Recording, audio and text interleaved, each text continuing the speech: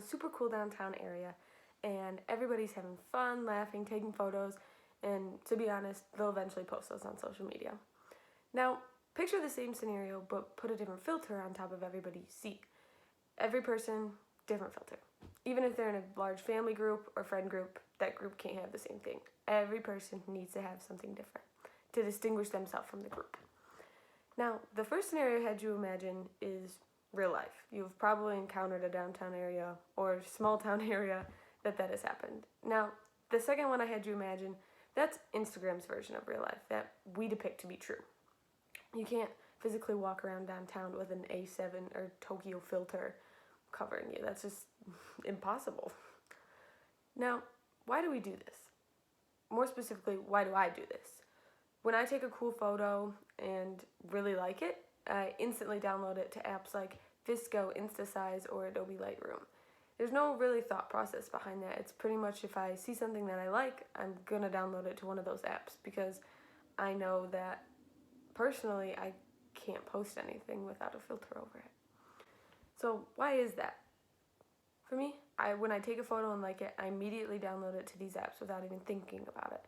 And then of course, I put a clever caption to it and post it waiting for hopefully hundreds of likes to come in. But that's just second nature to me at this point. I don't really know why. There's no thought behind it. And if I had to give this habit of mine a name, I think I'd call it my Snapshot Life. I pretty much am just showing the world 3 seconds of my day, and all I give you is a 1-sentence explanation of what I was thinking right in that moment. I don't let you know what's going on behind the scenes. But is there a good explanation behind why I do this? Is there a way I can ever get out of my snapshot filtered lifestyle? Or am I stuck in it forever? And even if I got rid of it, would people still know who I am online without it? Or even still follow me? Through this video, I will be taking a look at my own Instagram and my thought process behind it, or lack thereof, and see how maybe narcissism and my own personal brand play into this process. To begin, let's start with my thought process behind each post. If you take a look at my Instagram, you can see that a lot of the photos of me are at a cute event or restaurant. While there are a lot of solo photos, I rarely ever post a selfie, because I've learned over the years those don't produce as many likes as other photos do. And by no ways do I perceive myself as a narcissistic person. I do wonder if the Instagram world is leading me, and probably a lot of others, towards those tendencies. In a 2016 study done for the Journal of Social Networking, researchers Olga Parambambukis, Jason Skews, and Lisa Wise looked up the role narcissism plays in our daily use of Instagram. Parambukis, Skews, and Wise state that recent research has suggested that young people today are more narcissistic compared to previous generations.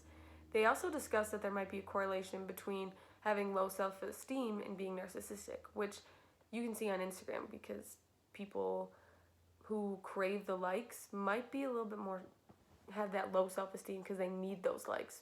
But that in turn maybe makes them narcissistic because they see their self-esteem might rise a little bit and they're like, oh, I got these likes. Now, like I stated earlier, I don't perceive myself to be a narcissistic person in any way, but I do believe that Instagram may be taking me towards a more narcissistic route in some of my habits, especially in the online world, like Instagram. I don't post selfies because those don't get as many likes as other photos of mine. I go out with my friends and I take photos of avocado toast and acai bowls and me at super cool locations, because I want to go to those places, but also because I know people might be jealous of that, or they'll like that. And yeah, well, I like it. And I don't know if the whole world's gonna like it, but they get likes. Now, it's no surprise that people like getting compliments. That's gone back since the beginning of time. But I think because of Instagram and other social media apps nowadays, it's easier to get compliments. So I think that might be why we're getting more towards a more narcissistic generation. The easier it is to get likes, the easier it is to get compliments, the more likely you're gonna grab onto that idea that you're this supreme person and you're better than everyone else, when really you might not be. Moving on to the second part of this video, let's look into my editing process and what it means to me. Now, like I stated earlier, as soon as I take a bunch of photos that I like, I download them into apps like Visco or InstaSize and put a filter over them. Maybe change up the saturation, contrast, the lighting, little things like that to manipulate the photo to maybe pull out the better parts of it. Now, I'm not one to put it into apps that make my body smaller or bigger because that's just not who I am. All I do is I manipulate the photo quality and the colors that are in a photo just to bring them out more. Why do I feel the need to put a filter on them? I think of myself as a good-looking human being, so on social media, the photos and text you post with a combination of the filters you use with them work together to create your own personal brand. That's how you advertise yourself to the world, which is pretty fitting for me because advertising is my major. So I think that's why I spend so much time in this part of the editing process, because I know that future employers or even friends and other people online who like to have their personal brand shown, they'll look at mine and they'll see, oh, she's got a good personal brand. I like that everything's cohesive on her Instagram. They're more likely to follow. In a blog posted on Later, an online marketing platform that allows you to plan out and schedule your Instagram posts, blogger Lexi Carbone writes that if you want to get new Instagram followers, having a beautiful and cohesive Instagram aesthetic is the key to turning visitors into followers, which is exactly what I've just started doing. If you take a look at my most recent Instagram photos, you can see that the third one is just a little bit of text, and then the other ones after follow with the same filter. I've just recently found a filter that I really like for myself, and I think it pulls out colors of my life that I really enjoy. So I've wanted to start to use that as my own personal brand. If you see beforehand, there hasn't been a lot for me. I've tried, but things haven't really flown together. And I think I've really found what I want my personal brand to be. It's more of a retro orangey color, and I think maybe that kind of correlates to my personality. I think orange is a very bright and vibrant color, and I mean, I'm wearing orange right now. It's a little burnt orange, but again, those are colors that stand out to me in my life, and they remind me of happiness and sunshine, and I think deep down on some psychological level, that might be why I picked to have a more orangey colored filter on my photos, because that kind of brings out who I am. Well, yes, it is pleasing to me, and I feel content when I see these colors look really, really well together. I hope others will feel the same when they view my profiles. I know that when I look at Instagrams like these, I really like them. So I'm trying to model my own personal brand against others. And again, this habit of mine might trace back and connect a little bit to the study of Instagram and narcissism that I talked about earlier. In this part of the video, I wanted to take one step further into this snapshot life of mine. While doing research for this project, I actually came across a tweet that stood out to me a lot. A graphic design student did a class project where she had to show how people depict themselves differently on the online world rather than in real life, which caught my eye because I thought, I'm kind of doing something like that. And as you can see with these photos that this graphic design student did, you can see that the photo and the caption that these people are posting don't necessarily correlate to what's going on with their real life. Now, this got me wondering, do I do that with my own Instagram? Well, let's take a look. In this photo, you can see that, yeah, I look super happy. I'm standing on my balcony in Paris at my Airbnb, but what you don't know is I cried myself to sleep the night beforehand because I was in Paris with people I didn't want to be in Paris with. And then in this photo, what you don't see is that I just had a family member pass away. I posted that photo kind of to make sure everyone in my life thought everything was fine. I don't really like to share those personal aspects of my life, so I posted this photo to say, hey, everything's good and great, but really it wasn't.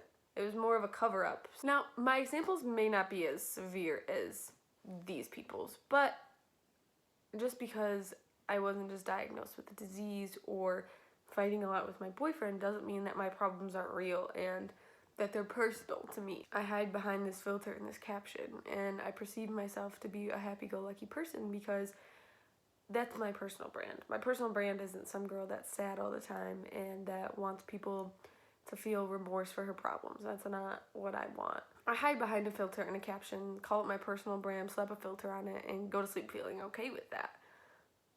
But why is that? Why do I feel the need to live this different life online than I do online? So that got me thinking.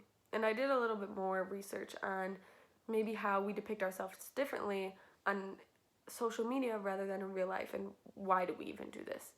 I also found that in an article written for the Huffington Post, sociologist Koyo Bandyopadhyay writes that in regards to how we depict ourselves differently on social media than in real life, we behave according to a risk assessment procedure based on our audience. We are continuously creating and recreating ourselves, and it's both a conscious and unconscious process. For me, I have over 1,000 followers on Instagram, and in real life, I would say I have about 10 people I would consider my close circle of family and friends. That's a big number difference.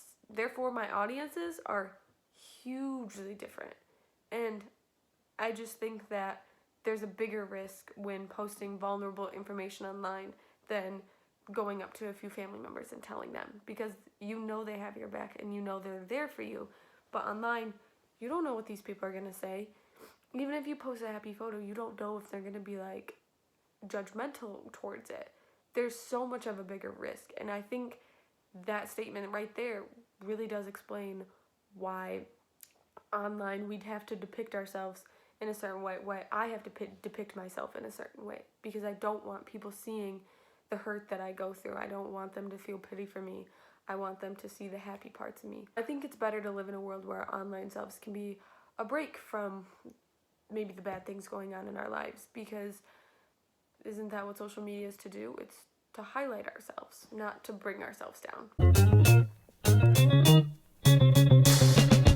All in all, I think that maybe I'm stepping a bit too far away from my real self and more into a filtered version of myself, especially on the online. But I think it's getting a lot easier to do that too.